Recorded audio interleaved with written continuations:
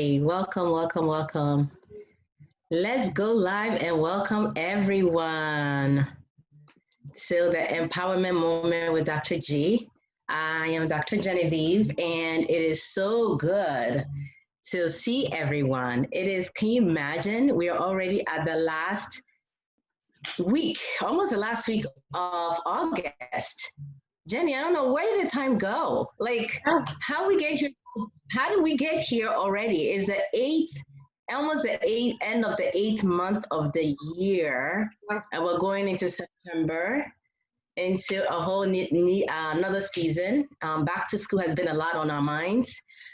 So we're going to talk a little bit about that, but I also want to kind of just share a little bit some of the things. And so today's topic I'm starting to call it topics. So if I forget to title it, it's called Perspective is What You Need in the Season of Adversity.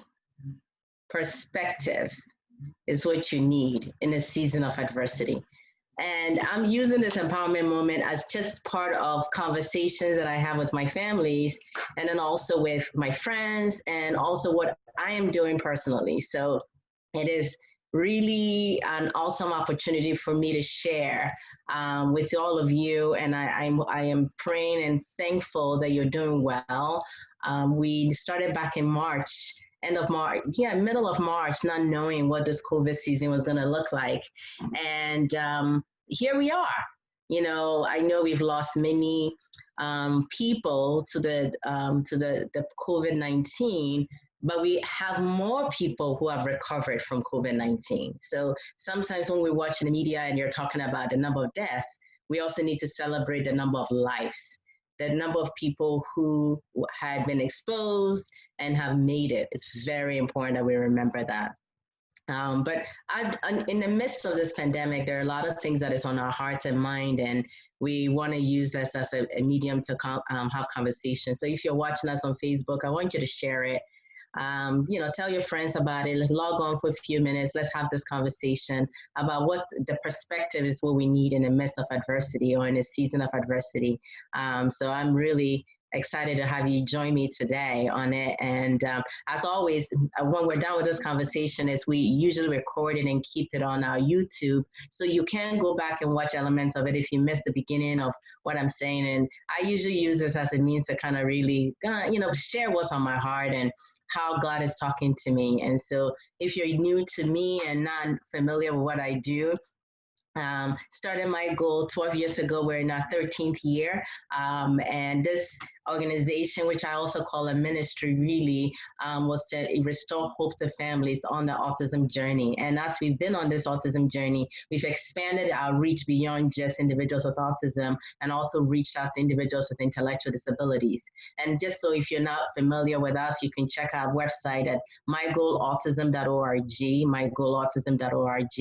On there, you also find information about one of our programming, which is Haven International. And that's a center in Ghana, West Africa, where I'm originally from. And we've been blessed to really connect with the government there and the people, and essentially establish a center of excellence where we train individuals with intellectual disabilities from the age of 3 all the way to their 20s. And so when I started this journey of my own adversity, right? So getting a diagnosis of autism, out of it has brought out more than what I can ever imagine. So my perspective in life is completely different from the average person, in my opinion. But the perspective that I bring to it is the fact that challenge has come, but then how you look at it is so crucial, right? And this COVID-19 is a prime example of how we've all have to pivot or be flexible or be adaptable. And that's what I've learned over the years. And so when this organization was started, the vision was there are other people who are walking this journey like I am, and we want to walk the journey together to encourage and empower each other. But beyond that, we know that there are people who care about us and want to support us. And so we have this vision that together with our family supporters, we can make it through. And that's applicable to all of us in this COVID season right now. So if you're watching me, you may not have a special needs child, but the challenges of trying to make decisions about, do I keep my child in school? Should I now go to school? All those elements really require you to be talking it out loud. And so I think that there's a value in what we're sharing here with this empowerment that can go global. So share the link with others, and we want you to be able to talk to people about this empowerment piece. And I bring it from an angle of both scriptures, from the standpoint of that, what is the wisdom of God in what we're working through? And so if you're listening to me, I'm going to share some scriptures that I have been thinking about, meditating on, reflecting on, and using as the basis for how I process and engage with people and things. So 2 weeks ago, when I was here, I was sharing with you some of the challenges I had in my decision point about the back to school, right? And I was talking about how challenging it had been and some of the steps that I felt was necessary for me to take. And so I wanted to kind of give some updates about that, and then just use it as a basis of some of the conversation point that we're going to have today, right? So a couple of points. Hi, Denise, Dean, watching us from Facebook. Hello. Share the link. Thank you so much for joining us. So 2 weeks ago, I started to say that the first thing that I did, because I felt so that, I was being asked, what are you going to do? The school district is asking, everyone I talk to is asking, what are you going to do? I'm like, I just don't know what to do. So first thing is, God, you're going to have to give me wisdom. Give me wisdom. I need to know what to do in this season. Then I said, the next thing that I thought about was, well, we have support services called in the state and different organizations and groups out there. And predominantly, I decided to reach out to state services, Perform Care, which is based in New Jersey. So the state of New Jersey, for children between the ages of, up to the age of 21, could register with the state, and there are services and support and respite which you can get. So if you're listening to me and you have a family member and you're not registered with Perform Care, please, please, please Google it. Perform Care is under the Department of Children and Family Services. And I can tell you how instrumental and helpful that service has been for me personally. There was a time when, we were in a season, puberty hit, and my son was struggling. And I just didn't know what to do. And that was a lifesaver, because I called someone and I was able to get professionals to come in and help us to stabilize things a little bit.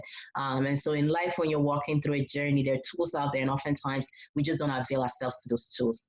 So in this season, so we put it out there, performcarenj.org. Thanks, Jenny, for putting that link up there, just so, and then we can even put it on the Facebook as well, too, just so that people know that, I have to warn you, though, it's a lengthy process in terms of getting an application, but please, please do it. When Nicholas was 3 and we got the diagnosis of autism spectrum disorder, his social worker at his school told me about it. And now I come to find out, and Jenny, that social worker is Hillary Freeman's mom. So Hillary Freeman, who we're going to have her on in October, has a special needs brother. Her mom is a social worker, and I didn't know her at the time like that. And I remember now I know her mom. I'm doing the same thing her mom did for me, which is basically say, she said, whatever you do, sign up for Perform Care, DCF at that time. And at that time, it was part of DDD. And that's one of the best things that I did. And when I talk about this journey, that's one important thing. So in the midst of this journey, we need to know what are the milestones that we get to where we can kind of lean on a support. It's not supposed to be there as a clutch. I'm not saying that, go to the state and get service. No, not like that. But the point is that when you get to a place where you feel like you're going to lose it, and we all don't want to lose it. We want to be in an environment where we have support that we need. They can help you. And I've reached out to my care coordination team, and they've been amazing in this climate right now with COVID. We're connecting to have services, someone to kind of relieve us a little bit, because we require 24-hour care. And so getting that help is tremendous. Just even talking to somebody about help. Not even having it yet. I don't have it yet. But the fact that I can talk to someone about it has been such a huge relief for me. I contacted his previous therapist. She's not available, but it's fine. And then I also signed up for the PPP, the Person Preference Program. It's under Medicaid. So when the individual is over 18, they're still classified with a disability, then they're eligible for SSI. Under SSI, they're eligible for Medicaid for health and medical related issues and services and all that. And so we can do a whole topic on that itself too. I believe that our October topic is what is, because when people think about Medicaid, they only think about it from the health benefit portion of it, but there's also what we call a patient care assistance program. Essentially, you can have someone help you with activities of daily living so that, when you have an individual, a loved one who cannot care for themselves and you need that respite and you need that support, you can get that. And that resource is paid for by Medicaid dollars. So in addition to you doing your own private pay and all the other stuff that you have to do, there are tools out there that you can leverage. That is part of the child or the individual's entitlement. Now, Medicaid SSI is only if you're eligible for it based on income when the child is under 18, and it's based on the parental income, not based on the individual. So this is where a number of people are not eligible in that way. Because COVID-19 has hit, I know a number of people who are in middle class or normally don't even, go to Medicaid or any of that type of services at all. But if you've lost your job and, you're now trying to figure out how you're going to make ends meet, these are ways that you can now try to get the support for your loved one. And that is the reason why I'm mentioning some of these programs. So when we are non-knowledgeable about it, it hinders our ability to really provide the best care, and we fall apart, and we don't want that to happen. Hey, Stefania, welcome to the team. Thank you for your support, as always. Hopefully this conversation will be enlightening for you.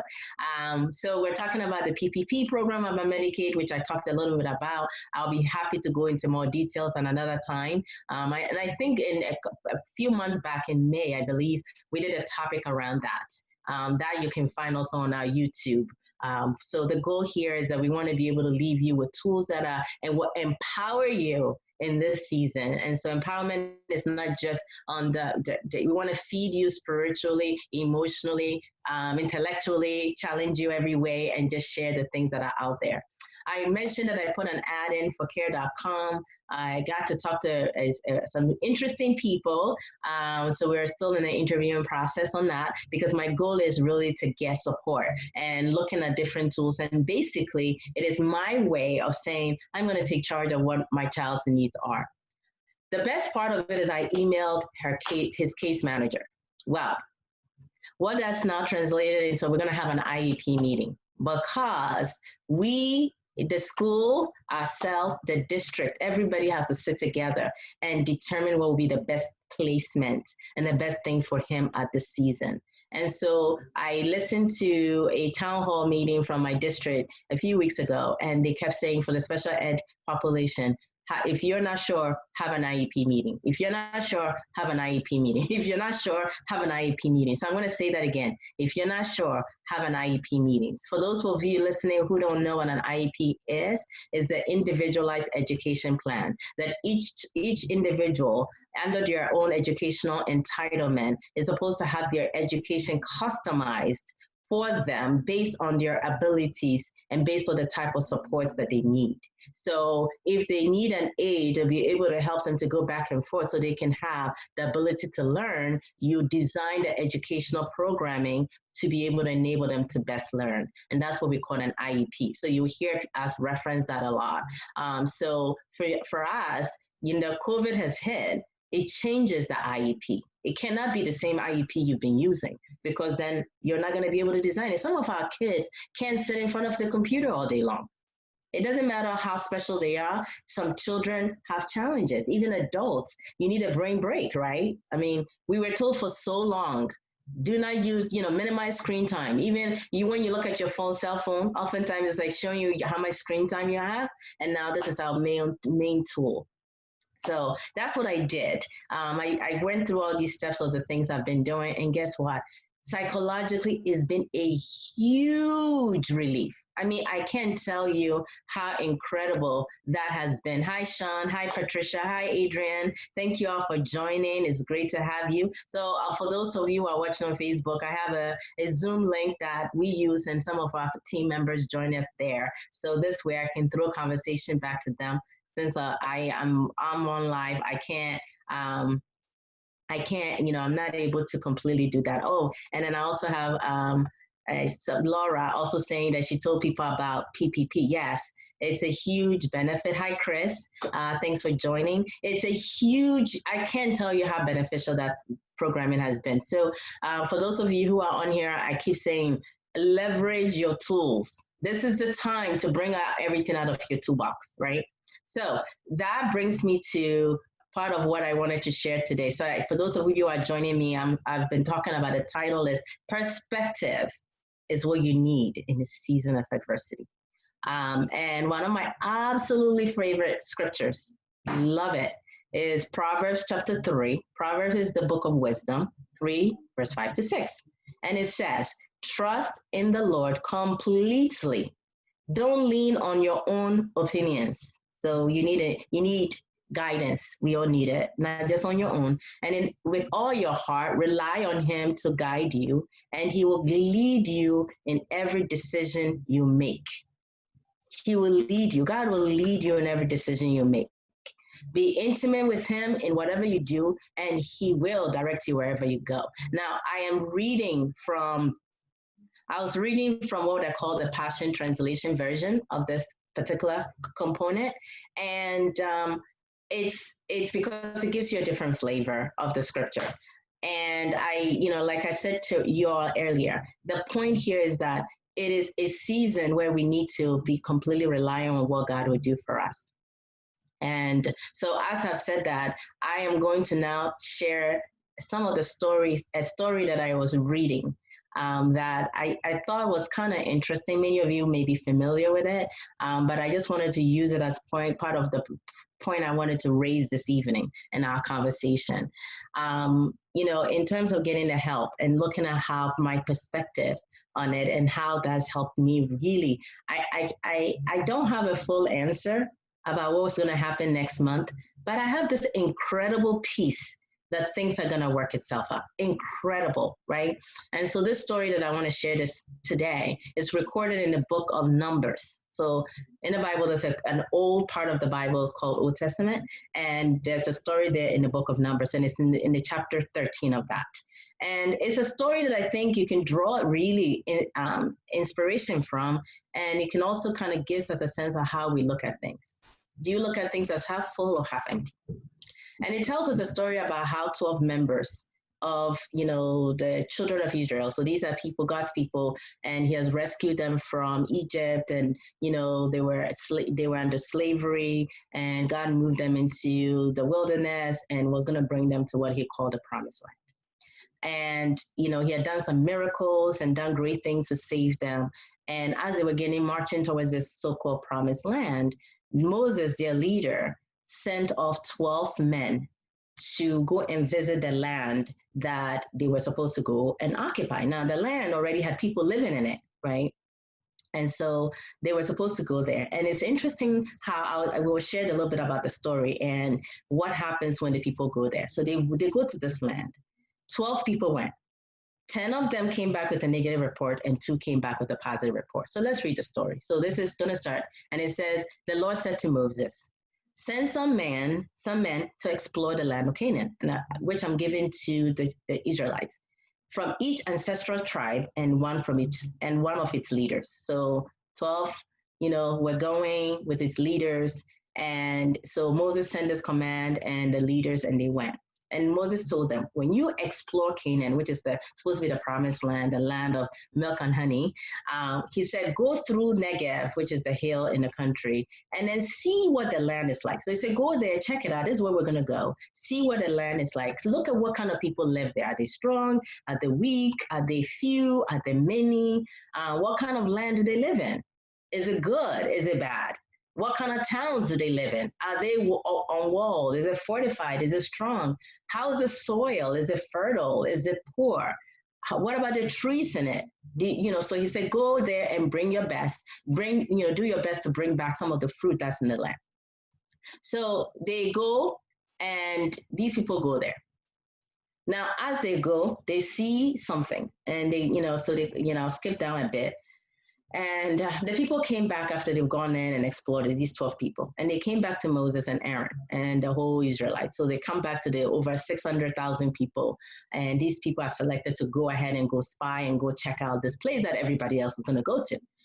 They came back and they reported to the whole assembly and showed them some of the fruit of the land. And they said, this is what they came back to say. Well, we went into this land that you told us to go into. And it does have, it flows for milk and honey. Oh, it's great. There's some fruit there. Yum, yum, yum, yum. The people there who live there are powerful. The cities are fortified and they're very large. So it's just, can you just picture it? Just imagine you're supposed to be going to this awesome place. And you've been asked to go check it out in advance. So that's where they go. So two of the people who went, one was Joshua and the other one is called Caleb. And so they go there, and they go there and say, oh, this place is awesome, is great. But there are people 10 of the people who went there, this is what they said. They said, well, we went there, it looks great, but there's some people there who are stronger than we are. They are so powerful, they are so strong that we look like grasshoppers in our own eyes. And these people are so big, it's like, that's not where you want to be. So literally, these 12 people, these 10 people were saying, yeah, while the place has milk and honey in it, let me tell you, there are some big giants there that we look like grasshoppers. But then Caleb and Joshua are like, yeah, that's true, but we can go up there and take possession of the land anyway. We can do it. So I want us to examine this story for a minute. So it tells me, when I was reading this story the other day, I was just doing my devotion, I was thinking about it. It tells me that in every situation, there are going to be two camps of people, right? Right now, in this back to school stuff, there are two camps of people. Would you agree, right? There are people who are like, absolutely, it's virtual all the way. People are like, heck no, I'm sending my kids back to school. Two camps of people about everything in life. There's always going to be the people who say one thing or the other. So from the perspective of the people who went to the land, they got there. They all agreed that, listen, there are big people there, but we also agree that there are great things happening there at the same time. The 10 people felt that the place was too dangerous, and they managed to convince the whole 600,000 people that it's too horrible to go into that place. And then there were the other two, Joshua and Caleb, who said, yeah, it's true that the place is big, and there are big people there. But he's like, you know what? If God is saying that he's promised us that we can go there, he's been with us before. He parted the Red Sea for us. He did all these great things for us. I am sure he's going to be with us. But the number of those who were naysayers outnumbered the people who said, you know what, we can make it work. So I was thinking about this story in light of when we're facing challenges in this COVID season. How are we approaching it? Are we listening to the people who are saying, oh, it is horrible, things are just going to be bad, there's nothing you can do? Or are you going to be the one that's on the other side that's like, you know what, let me examine what's happening. Let me see how, when I first got my child's diagnosis, how overwhelmed I was, yet I got through it, right? Many of us on here have had our moments where things were overwhelming, but didn't we make it through? Didn't God make a way for you? So how is this any different? How is it any different? I'll throw it out there if anybody want to answer. How is this any different? It's happening to all of us at the same time. So the question that I have is, when we face a challenging situation, how do you view it? What have you been doing through this COVID-19 season? Are you just waiting for the school to completely come up with a solution? Or are you thinking about what you need to do so that their child, your loved one, gets what he or she needs? Are you doing that? Because you had the child. It is your responsibility. It's my responsibility.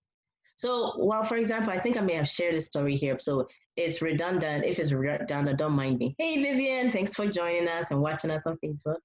Um, if it's redundant, don't mind me, but I want to share this because I thought it was really powerful. So my younger daughter, who's neurotypical, she's very precocious, very smart. She in the beginning, at the end of the spring semester, I asked her how did she think she learned in her this past semester.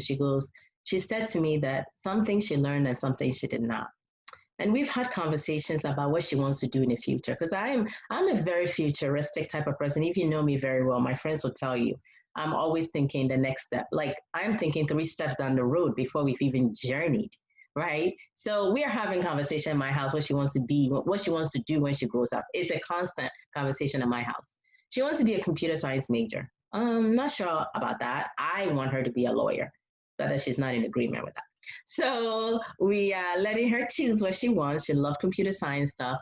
She's done a lot of coding stuff. And so we started to reflect on this school year or this past school year, what are some of the subjects that she needs to do well in order for her to be able to really make it to college and do well in it. And so we agreed that science and math are 2 areas that we cannot afford. We cannot afford not to do well in. So we decided to take the matters into our own hands. I said, listen, I'm not sure how you made out in math, but I know that that's very crucial if you want to be somebody that you really are on top of your game come college time, right? So I'm thinking 2 years from now. So what I did is I talked to my older daughter, and I said, Delali is feeling like she doesn't have her strength in math anymore. What can we do? She's like, well, why don't we consider a tutor? So we got one of her college friends. I paid her a little small dollars, he needs to make money. I need a child to be, tutored. And he came up with a whole program on his own. This young man went online, found YouTube videos, and did an assessment and was able to help Delali. Now she all of a sudden feels very confident about the topics there. So what am I saying? I decided to take it in my own hands and not wait for the school to not make up for what it is. So I am a firm believer that we need to take it upon ourselves. We need to take the matters in our own hands. Hey, Ron Care for joining us on Facebook. We need to take it upon ourselves. We need to make sure that the child has what they need. No child should be left behind. So what am I saying here? Application point, right? Email your teachers when school starts. Ask them to share the subject and what they're teaching. If there are videos that you're using as part of the tutorial, have access to it. Look at them yourself. Take pointers out of it. If you don't have the time for it and you have some $8 an hour, $10 an hour to get somebody to look at that stuff, get it. Make sure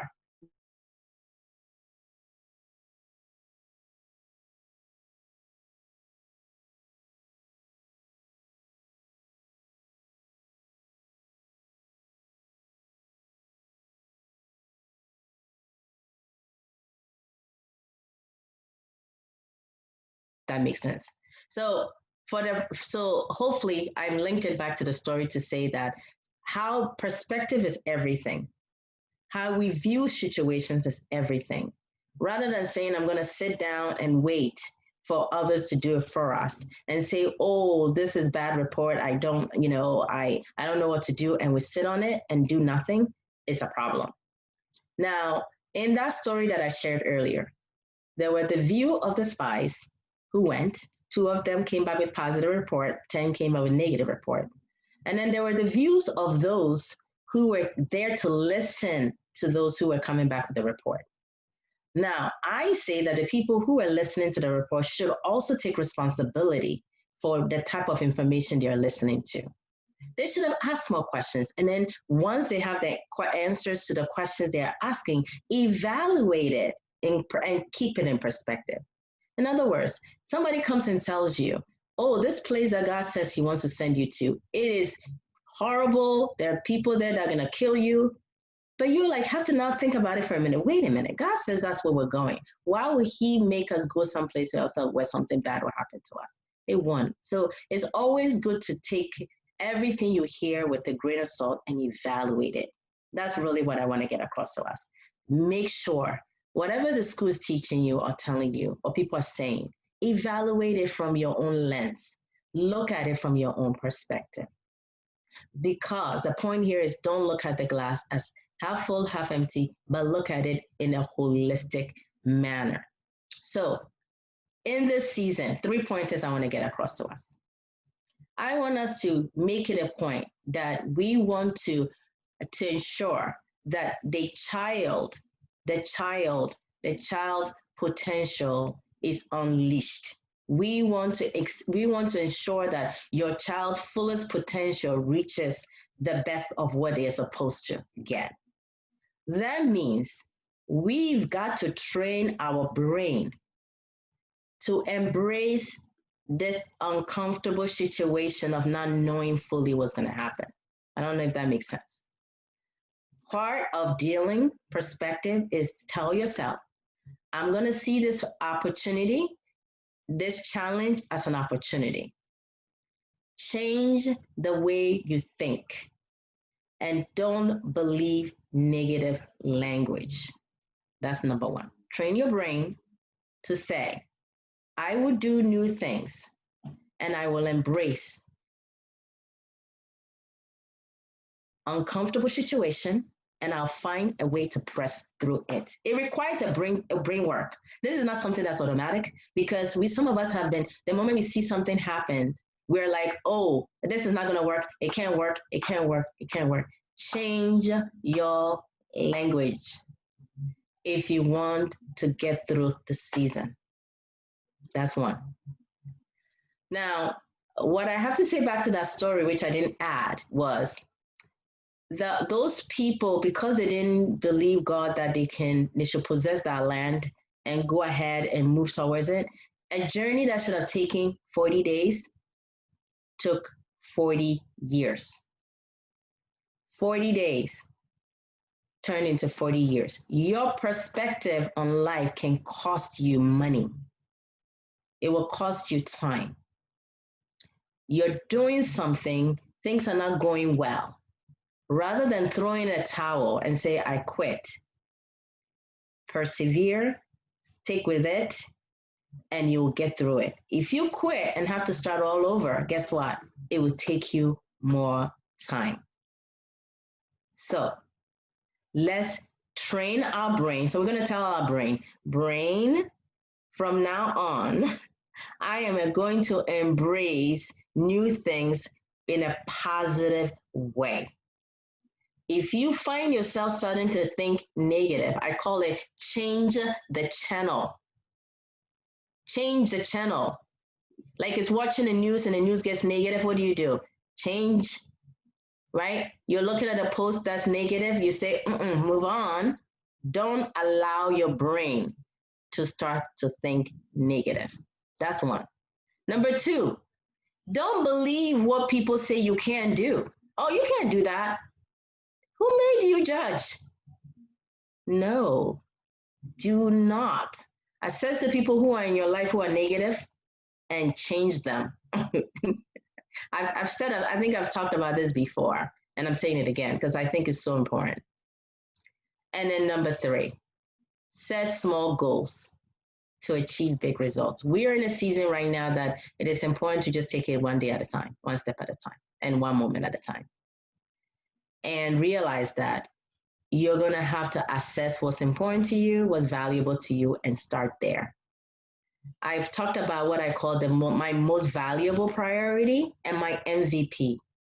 What is my most valuable priority for my child in this season? What is the one thing that if all else is not going right, I can make sure that she gets right or he gets right? I shared with you my daughter getting the tutor for math. I figured if she can get math back into order, it will help her foundationally. And if I didn't get anything done at all through the summer or through the year, that was one area that I knew was a foundation piece for her life. And so what I'm saying is figure out, sit down and list what's important to you. What is one thing that's non-negotiable that you know you absolutely have to know how to do this thing? Work with that. Make it one item. Don't do three, don't do four. So that means change. You might have to revise your IEP goals and make it one thing or the other that's important. Stick with the most valuable priority. So I will leave us here. I've said a lot. Hopefully I've given you food for thought. I shared with you how important that when we hear information, to think about what's keeping in perspective what I know about my own life and my ability to be resilient, my ability to persevere when I hear things that are negative. And believe that God will cause everything to work out in the end. So there's a scripture, another scripture that's my favorite because it's words of wisdom, really. And it says, it's in Hebrews chapter 10, 35 and 36. It says, do not throw away your confidence. Don't throw away your confidence. It will be rewarded. You need to persevere so that when you have done what God has called you to do, you will receive what has been promised to you. So what am I saying here? Don't throw away your confidence. Everything will work itself out in its own time. Keep pushing, keep pressing, keep doing. I hope this has been a blessing to you. I hope this has been a source of encouragement to you. I hope this has been a source of empowerment to you. Let's train our brain to learn new things by embracing uncomfortable situations. In the season of adversity, our perspective is crucial. Our perspective is crucial. So we're going to say, God, I choose to look at things from the positive way. I would choose to believe that there's some things out there that can do it. So I have a question out here that somebody says, can an autism mother send your child for tutoring? You know, absolutely. I think there are special education teachers out there who need part-time small money, who are looking for extra income. There are paraprofessionals out there who, because of the season, have not been able to work. There are teachers out there who are very good and they can engage your child. They can. Give it a try. Because this is a very unusual season. And your goal is to have your loved one engaged and taught. And I believe that you can do it.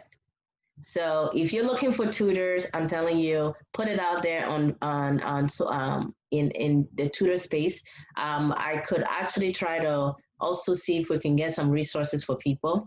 But like I said, I just asked my my daughter, and she asked her friends, and one of the young men I can share, since grade, yeah, I can share that with you. One of the young men, he was good. He was able to tutor a ninth grader, so I'm sure you can do sixth grade. And he went online and pulled some things together, and amazing. So our goal is to really look for people to assess where they have the gaps. And because what's going to happen is when they transition into the new grade, the kids can get a little bit overwhelmed if they find that they're not able to catch on. And I know that the school district are saying that they will try to do some remedial work, but I think that we need to take it in our own hands and individualize our children's needs. And if a child has not made progress, don't beat yourself up about it. Just look at it for the standpoint that this is a season where I need to take it in my hands and get them what they need for what they are. Time is gone, but I'll share a quick story. Well, my younger sister, one of my younger sister, I have a number of siblings. I have 7 siblings, believe it or not. And one of them grew up in a small country called Togo, which is a French-speaking country. And when she came to the U.S., she didn't have her GED yet. She didn't have her high school diploma. And she didn't even speak English. She had only, she spoke French. And her schooling was disrupted a number of times. We have different mothers, same father. I know she won't mind me sharing the story. And she came and lived with me and had to start. Now, this is a 21-year-old who now had to be taking ESL, English as Second Language, had to be now taking basic classes to start her GED. And I got to tell you today, at the age of 33, um, my sister is a nurse. She started a journey one day at a time. For some of you who know her, this is I'm sharing my story about Bernadette.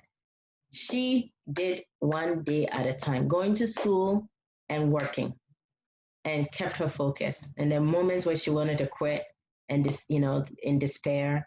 And I said, listen. And she's like, look at my friends, they're already done. They're already, the people around my age are already done. And I said, no, it doesn't matter how late you start, as long as you start and you keep going. So the race, the story of the hare and the turtle or the tortoise. Guess what? Steady pace will get you there. If your child hasn't regressed, don't give up, don't despair. Go back to the beginning and start again.